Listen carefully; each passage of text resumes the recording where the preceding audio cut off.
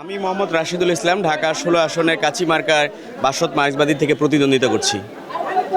আপনি কি আপনার ভোট প্রদান করেছেন? হ্যাঁ, আমরা ভোট দিয়েছি সকাল থেকেই। এখানে পরিবেশ তো আমরা দেখলাম এই পল্লবী ডিগ্রি কলেজ কেন্দ্রে এখন পর্যন্ত স্বতঃস্ফূর্ত ভোটার উপস্থিতি আছে। তো রাতে যতটুকু গুঞ্জন ছিল সেটা অতিক্রম করে ভোটাররা স্বতঃস্ফূর্তভাবে আসছে কেন্দ্রে, ভোট প্রদান করতে পারছে। তা আমরা যতটুকু দেখেছি এখন পর্যন্ত আশাব্যঞ্জক ভোটার পরিস্থিতি। আপনি কি আরো কেন্দ্র পরিদর্শন করেছেন? আমরা এখন শুরু করেছি, আমরা যাচ্ছি বিভিন্ন কেন্দ্রে। আমরা বিশেষ করে খবর পাচ্ছি যে ওই ৬ নাম্বার যে ভোট কেন্দ্রগুলো আছে, শহীদ জিয়া কলেজ, তারপরে বালিকা বিদ্যালয়, এই কেন্দ্রগুলোতে কিছু গোলযোগ সেখানে হচ্ছে। এটা আমরা গতকাল রাতেও দেখেছি, আজকেও সকাল থেকে শুনছি। তা আমরা এখন ওদিকে কেন্দ্রগুলো পরিদর্শন করতে যাব। সার্বিক ভোটের পরিস্থিতি নিয়ে আপনি কতটুকু সন্তুষ্ট?